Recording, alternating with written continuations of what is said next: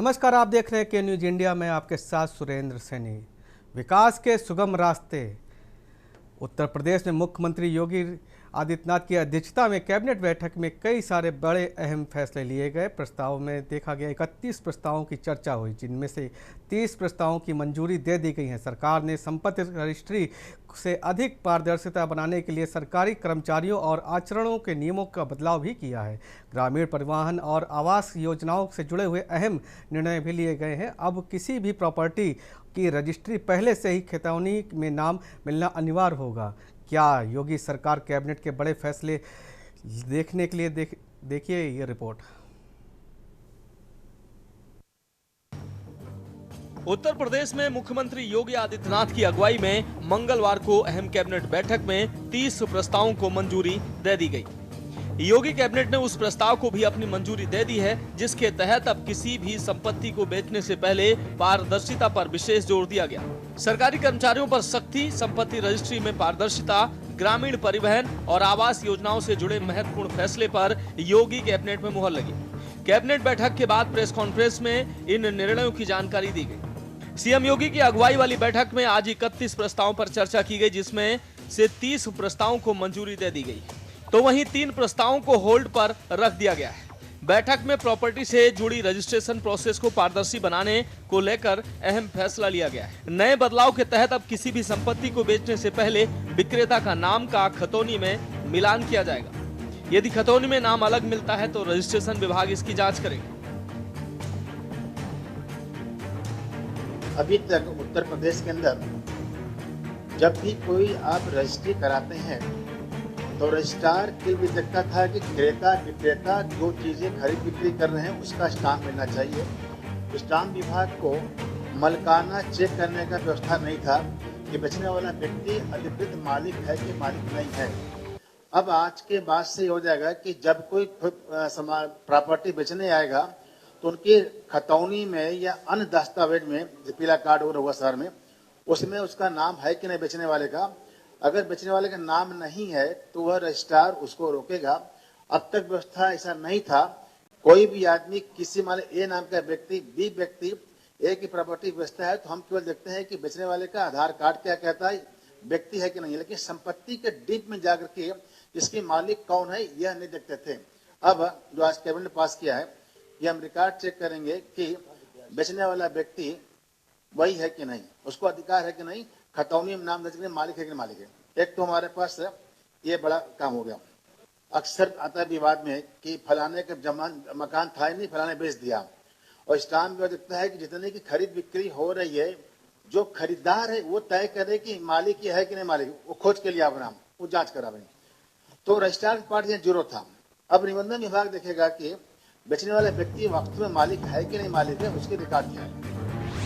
नए फैसले के तहत खतौनी जांच के बाद ही रजिस्ट्री कराई जा सकेगी। इससे पहले सिर्फ आधार और वोटर आईडी कार्ड देखकर ही रजिस्ट्री कराई जाती थी। स्टाम्प एवं पंजीयन विभाग पहले प्रॉपर्टी बेचने की पहचान करने के लिए खतौनी में नाम की जांच करेगा। फिर स्टाम्प निबंधन विभाग प्रॉपर्टी की मालिकाना हक की जांच करेगा। प्रॉपर्टी की मिल्कियत की जांच किए बगैर अब स्टाम्प एवं पंजीयन विभाग रजिस्ट्रेशन नहीं कर सकेगा। राज्य की बीजेपी सरकार ने सर्किल रेट पर 1% शुल्क और विकास शुल्क के 2% अतिरिक्त स्टाम्प शुल्क से जुड़े प्रावधानों में भी बदलाव किया है। साथ ही अहम फैसलों पर मुहर लगाई।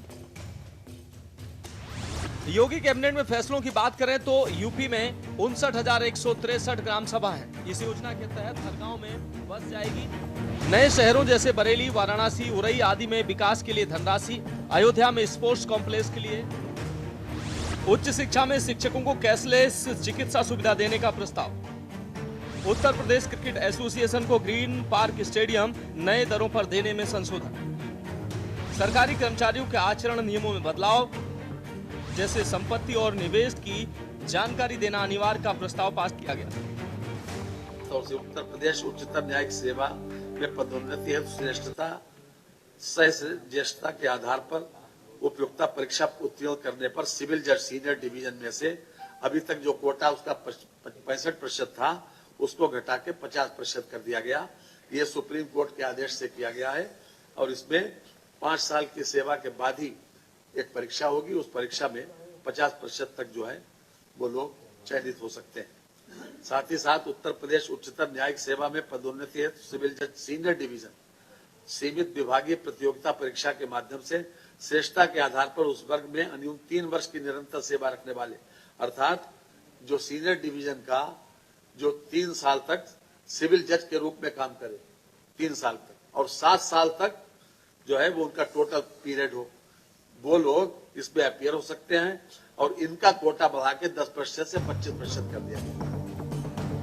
यूपी में योगी सरकार जनता के हितों को ध्यान में रखते हुए बड़े फैसले ले रही है। साथ ही विकास की रफ्तार और आधारभूत संरचनाओं को और मजबूत बनाने के लिए हर संभव प्रयास कर रही है। प्रदेश में जमीन और प्रॉपर्टी के विवादों को खत्म करने के लिए संकल्पित यूपी सीएम योगी आदित्यनाथ ने इस दिशा में एक और कदम बढ़ा दिया है। स्पेशल डेस्क के न्यूज इंडिया। अब बात करेंगे अग्निवीरों से सीएम का संवाद। उत्तराखंड के मुख्यमंत्री ने चमोली जिले में भैरसैंडी में भारतीय सेना के लिए एक चयन अग्निवीरों की मुलाकात कर उनका उत्साहवर्धन किया। मुख्यमंत्री ने युवाओं से संवाद करते हुए उनके जज्बे और समर्पण को देश की सराहना की। इस दौरान उन्होंने कहा कि उत्तराखंड के युवाओं को बहादुरी और देश के सेवाओं की परंपरा पूरे देश के लिए प्रेरणादायक रही है। इससे पहले मुख्यमंत्री ने देहरादून में अग्निवीरों प्रशिक्षण केंद्रों का निरीक्षण किया और अग्निवीरों की भविष्य के सुरक्षित बनाने के लिए राज्य और सरकारी नौकरियों में 10% क्षैतिज आरक्षण देने की भी घोषणा की।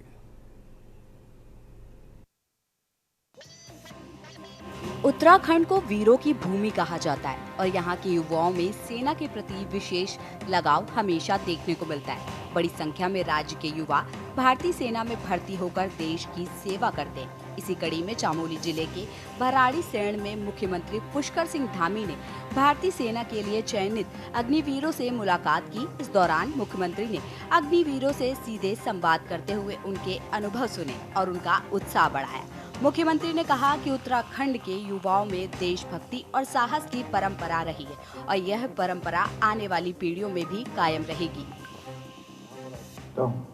एक फौजी का बेटा होने के नाते मुझे देश की सेवा में जाने वाले सभी फौजियों से यहाँ मिलने का शुभ अवसर प्रदान हो रहा है और जिनसे मुझे मिलने का शुभ अवसर प्राप्त हुआ है, ऐसे मेरे सभी कैडेट्स जो अभी उद्घोष कर रहे जय बद्री विशाल लाल का और माँ कालिका का, तो सच में जैसे ही आप लोग उद्घोष कर रहे थे और हम अंदर आ रहे थे कर्नल साहब के साथ, तो रोंगटे खड़े कर देने वाला ये उद्घोष। मैं सबसे पहले तो आप सभी का, जिनका इसमें चयन हुआ है, यूथ फाउंडेशन ने 752 कैडेट्स चयन के लिए भेजे थे, जिसमें से 710 का चयन हुआ। उत्तराखंड के युवाओं ने हमेशा सेना में अपनी बहादुरी का परिचय दिया है। हमें गर्व है कि हमारे युवा देश की सीमाओं की रक्षा के लिए आगे आ रहे हैं। राज्य सरकार भी उनके भविष्य को सुरक्षित बनाने के लिए लगातार काम कर रही है। मुख्यमंत्री ने कहा कि सेना में सेवा देना सिर्फ एक नौकरी नहीं, बल्कि राष्ट्र सेवा का सर्वोच्च अवसर है। उन्होंने युवाओं से अनुशासन, समर्पण और कड़ी मेहनत के साथ प्रशिक्षण पूरा करने का आह्वान किया है। इस दौरान मुख्यमंत्री ने अग्निवीरों के भविष्य को ध्यान में रखते हुए बड़ा फैसला भी दोहराया। राज्य सरकार ने सरकारी नौकरियों में अग्निवीरों के लिए 10% क्षैतिज आरक्षण देने की घोषणा की है। सच में आप सबका मैं कहूँ कि यह अवसर भी हर किसी को नहीं मिलता है। देखिए, हमारे देश की आबादी 140 करोड़ है और 140 करोड़ में से आप ही कुछ लोगों को जो है भारत माता की सेवा की, रक्षा की जिम्मेदारी मिलने वाली है। ये बहुत बड़ा सौभाग्य है। और जब अभी यहाँ पर शानदार गीत हमारे कैडेट्स के द्वारा यहाँ पर गाया जा रहा था, सच में बहुत भाव विभोर करने वाला था कि अपने गांव से दूर जाकर कश्मीर की वादियों में, हिम ग्लेशियरों में, सीमांत क्षेत्रों में हम सेवाएं देते हैं और सब कुछ पीछे छोड़ देते हैं। आज भारत की सेना को दुनिया की सबसे पराक्रमी सेना माना जाता है इससे पहले मुख्यमंत्री ने देहरादून में अग्निवीर प्रशिक्षण केंद्र का भी निरीक्षण किया था। यहां उन्होंने प्रशिक्षण व्यवस्थाओं का जायजा लिया और अधिकारियों को युवाओं के लिए बेहतर सुविधाएं उपलब्ध कराने के निर्देश दिए। मुख्यमंत्री ने प्रशिक्षण ले रहे युवाओं से बातचीत कर उनका हौसला बढ़ाया और कहा कि सेना का अनुशासन और अनुभव जीवन भर काम आता है। भराड़ीसैंण में मुख्यमंत्री का ये दौरा अग्निवीरों के लिए उत्साहवर्धन का बड़ा संदेश लेकर आया है। सरकार जहां एक और युवाओं को सेना में जाने के लिए प्रोत्साहित कर रही है, वहीं सेवा पूरी होने के बाद उनके भविष्य को सुरक्षित बनाने के लिए भी योजनाएं तैयार कर रही है। उत्तराखंड के हजारों जवान आज देश की सीमाओं पर तैनात हैं और राज्य के युवाओं ने हर चुनौती में अपनी बहादुरी साबित की है। अग्निवीर योजना के माध्यम से भी बड़ी संख्या में युवा सेना में शामिल हो रहे हैं। दुनिया के दूसरे देशों की सेनाएं भी हैं, उनमें और हम में अंतर यह है कि हमारे यहाँ सेना की बड़ी भर्ती होती है, भर्ती मेला लगता है, और दूसरे देशों में जबरदस्ती सेना में भेजे जाते हैं। इसलिए भारत की सेना दुनिया की सबसे मजबूत सेना मानी जाती है।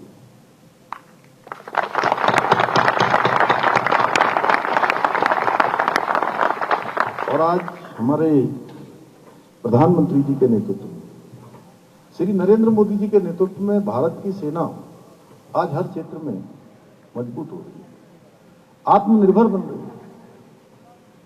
आज पूरी दुनिया हमारी सामरिक सैन्य शक्ति को देखकर आश्चर्यचकित भी है, क्योंकि आज सेना हमारी इतनी मजबूत है कि हमारे ऊपर कोई हमला होता है तो सेना हमारी अब पहले की तरह नहीं। ऐसे में मुख्यमंत्री का ये संवाद कार्यक्रम युवाओं के मनोबल को बढ़ाने के साथ साथ राज्य सरकार की उस पहल को भी दर्शाता है जिसमें सेना में सेवा देने वाले युवाओं के सम्मान और उनके भविष्य को प्राथमिकता दी जा रही है। स्पेशल डेस्क के न्यूज इंडिया।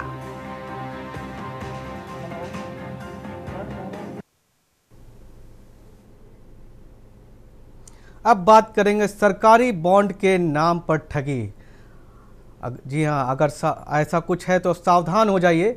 आपके पास से कोई भी सरकारी विभाग या बैंक का कॉल आ सकता है। यह खबर आपकी होश उड़ा देगी। उत्तराखंड के विकास नगर में साइबर ठगों ने खुद को आरबीआई कर्मचारी बता करके एक शख्स से जिंदगी भर की कमाई हाथ साफ कर दी है।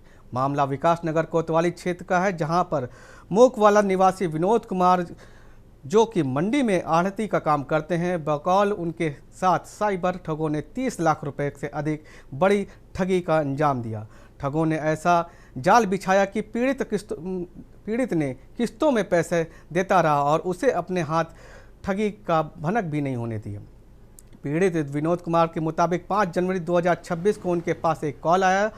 कॉल करने वाले ने खुद को आरबीआई का कर्मचारी बताया। ठग ने कहा कि आपके फाइल के पास आई हुई है, मेरे पास आई, जिसे लेकर के पॉलिसी के पैसे रिलीज होने हैं। बताया कि ठगों ने कैपिटल गेन टैक्स और सरकारी बॉन्ड दिलाने के नाम पर पीड़ित से अलग अलग में पैसे जमा करवाए। विनोद ने बताया कि जब तक उन्हें ठगी का एहसास होता तब तक काफ़ी देर हो चुकी थी और ठग ने उनसे 30 लाख रुपए अधिक ठग कर अपना मोबाइल बंद कर चुका है। बहरहाल विकास नगर पुलिस मुकदमा दर्ज कर साइबर सेल की मदद लेकर के तलाश जारी कर दी है। देखिए ये रिपोर्ट।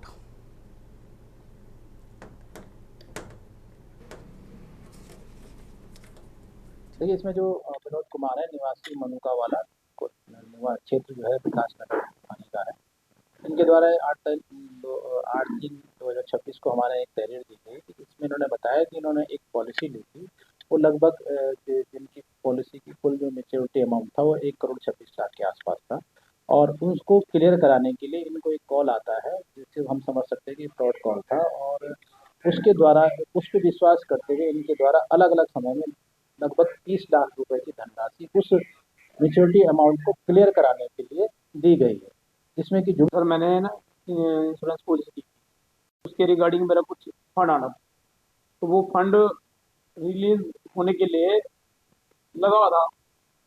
उसमें क्या हुआ कि बीच में कोई एजेंट, या तो कोई एजेंट था या फ्रॉड कोई, किसने कहीं से मेरी लीड कॉल ले ली। उसके वजह में उन्होंने मेरे से फर्जी चेक दिखा के और 35 लाख रुपए की अब बात करेंगे परीक्षा निकट तैयारी विकट। जी हां, उत्तर प्रदेश पुलिस में एसआई भर्ती की लिखित परीक्षा को लेकर के जिले में तैयारियां तेज हो गई हैं। यह परीक्षा 14 और 15 मार्च को आयोजित की जाएगी, जिसके लिए जिले में 10 परीक्षा केंद्र बनाए गए हैं। परीक्षा को निष्पक्ष और पारदर्शिता ढंग से संपन्न कराने के लिए प्रशासन की ओर से सभी आवश्यक व्यवस्थाएं लागू की गई हैं। डीएम अनुपम शुक्ला ने बताया कि परीक्षा केंद्रों में ऐसे विद्यालय बनाया गया है जिनके भवन हैं और सरकारी सीसीटीवी कैमरे भी पर्याप्त मात्रा में लगे हुए हैं। शहर के कई कॉलेजों और क्षेत्रों में अन्य विद्यालयों पर भी परीक्षा केंद्र बनाया गया है। उन्होंने बताया कि सभी परीक्षा केंद्रों में सेटिंग प्लान भी तैयार कर लिया गया है। परीक्षा से जुड़े हुए कर्मचारियों की ड्यूटी भी लगा दी गई है। परीक्षा के दौरान किसी भी प्रकार की गड़बड़ी न हो, इसके लिए प्रत्येक जिले में स्टैटिक्स मजिस्ट्रेट भी तैनात कर दिए गए हैं। इसके साथ पर्याप्त संख्या में पुलिस बल भी तैनात कर दिया गया है। बता दें कि इस परीक्षा में जिले में करीब 3600 अभ्यर्थी शामिल होंगे। परीक्षा 2 पालियों में आयोजित की जाएगी। परीक्षा केंद्रों पर सुरक्षा और निगरानी के कड़े इंतजाम किए जा चुके हैं। व्यवस्थापकों से सब दिशा निर्देश भी पालन करने के लिए कहे गए हैं। समय से परीक्षा देने और केंद्रों पर पहुंचने के लिए अभ्यर्थियों से भी जोर दिया गया है। परीक्षा केंद्र पर समय से पहले पहुंचे और अपने साथ प्रवेश पत्र व पहचान पत्र की भी कॉपी जरूर लाएं। अधिकारियों का कहना है कि परीक्षा को पूरी तरह पारदर्शिता और सख्ती से संपन्न कराया जाएगा। देखिए ये रिपोर्ट। देखिए 14 और 15 तारीख को उत्तर प्रदेश रिक्रूटमेंट और प्रोन्नति बोर्ड द्वारा जो है एसआई की परीक्षा आयोजित की जा रही है, तो उसकी तैयारियां हम लोगों ने पूरी कर ली हैं। इसकी एक हम लोग समीक्षा बैठक भी अगले 2-3 दिन में करने जा रहे हैं। इसमें विभिन्न लगभग 10 सेंटर हैं टोटल और 3600 बच्चे जो हैं इसमें पार्टिसिपेट करेंगे और ये परीक्षा 2 पाली में कराई जाएगी 14 और 15 तारीख को 10 से 12 बजे और शाम को 3 से 5 बजे। Uttar Pradesh police sub inspector की परीक्षा आगामी 14 और 15 मार्च को है। इसके लिए जिला प्रशासन की तैयारियां भी तेज हो गई है। अंबेडकर नगर में भी इस परीक्षा को कराया जाएगा। आगामी 14 और 15 मार्च को यह परीक्षा 2 पालियों में कराई जाएगी। डीएम अनुपम शुक्ला ने बताया है कि इस परीक्षा को लेकर जिला प्रशासन पूर्ण तरीके से सख्त है। किसी भी परीक्षा में किसी भी तरीके से लापरवाही नहीं बरती जाएगी। इसके लिए अधिकारियों को स्पष्ट निर्देश दे दिया गया है कि परीक्षा में किस प्रकार से लापरवाही नहीं बरती जाएगी। इस परीक्षा में कुल अंबेडकर नगर में 3600 अभ्यर्थी शामिल होंगे और 10 केंद्र इस परीक्षा को कराने के लिए बनाए गए हैं। शहर से लेकर अन्य क्षेत्रों में भी इस परीक्षा केंद्र को बनाए गए हैं। परीक्षा केंद्रों पर सीसीटीवी व अन्य जो परीक्षा के लिए उपयोगी सामग्री होती है उसकी तैयारियां भी कर ली गई हैं। इसके अलावा अभी कल डीएम और एसपी ने स्ट्रांग रूम का भी निरीक्षण किया है। स्ट्रांग रूम में पर्याप्त पुलिस के जवान भी तैनात हैं। सीसीटीवी कैमरा का भी निरीक्षण किया गया है। यहाँ पर लेते एक छोटा सा ब्रेक, जल्द हाजिर होते हैं।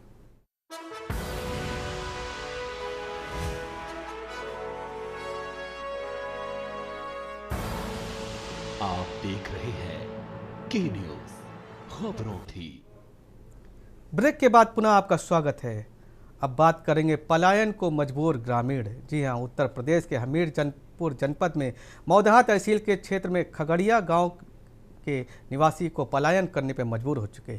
के न्यूज़ की टीम ने इसका कारण जानने की कोशिश की तो गांव में पहुंची तो ग्रामीणों ने बताया कि कुछ दबंगों ने इनमें आरसीसी रोड पर अवैध तरीके से मिट्टी डाल करके पानी जाने का रास्ता बंद कर दिया था। ये आरसीसी सड़क लगभग 2023 में के आसपास बनी हुई थी, जो कि अब कीचड़ से नीचे दब गई है। इसे आरसीसी सड़क पर ही पानी की कई वर्षों से भरा हुआ है, जिससे आरसीसी रोड कीचड़ में तब्दील हो गई। कीचड़ में और घरों में गंदगी से उनके बच्चे बीमार पड़ रहे हैं। स्कूल जाने में भी दिक्कत हो रही है। कई बार बुजुर्ग को इस कीचड़ के रास्ते से पार करना पड़ता है, जिसमें कई लोग गंभीर हो चुके हैं। ग्रामीण एक लंबे वक्त से इस परेशानी से जूझ रहे थे। कई बार अधिकारियों से भी मदद की गुहार लगाई गई, लेकिन सुनवाई नहीं हुई। अब ग्रामीणों की कोई भी सुनवाई करने वाला नहीं है। प्रशासन की तरफ से कोई भी मदद नहीं मिली। गांव के लगभग आधा दर्जन के परिवार पलायन को मजबूर हो चुके हैं।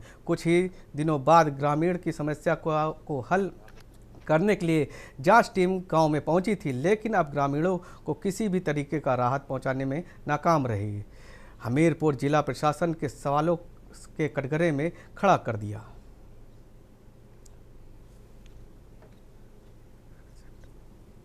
ये आप लोगों ने घर के बाहर पलायन का बोर्ड लगा दिया है, लिख दिया है। क्या करें सर, अब यहाँ रह नहीं पाते, ये मिट्टी हम लेके मतलब पूरा है यहाँ पर नहीं, बिल्कुल घर में हमारे मकान में देखिए कितनी सीता है, बिल्कुल गीला धरा है अंदर।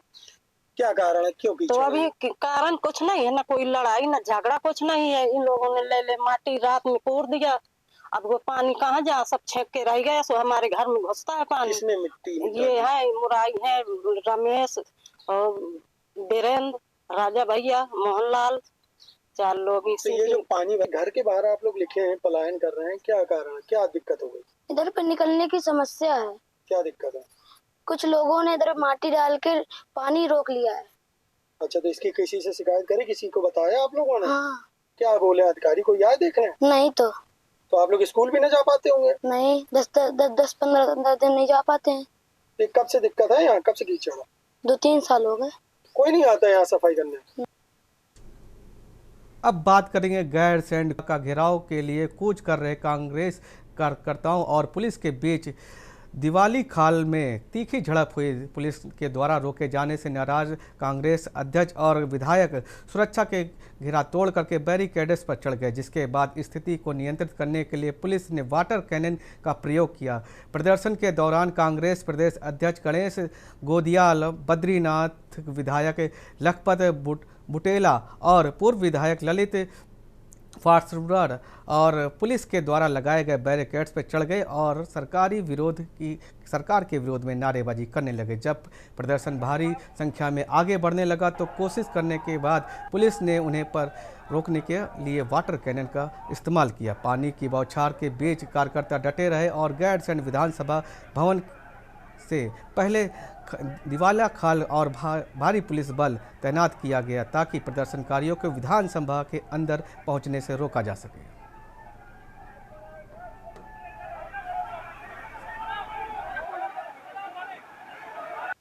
जिस प्रकार से 4.5 साल के अंतर्गत इस सरकार ने उत्तराखंड को बर्बाद कर दिया है, ये यहाँ कैसे अस्थायी राजधानी, महिला सशक्तिकरण, जिस तरह से तमाम आप देखो यहाँ के सड़कें हो, शिक्षा हो, स्वास्थ्य हो, तमाम चीजों में ये सरकार नाकामयाब रही है। बजट सत्र शुरू हुआ है, बजट के अंदर आप देखोगे किसी तरह का उत्तराखंड के जनमानस की भावनाओं पर खारापात करने वाला, इसमें कोई नीति नहीं, नियत नहीं, किसी तरह की कोई दिशा नहीं इस बजट का। मैं आपको ये बता रहा, पूंजीगत निवेश में इस बजट में केवल 28% खर्चा करने की बात की गई है।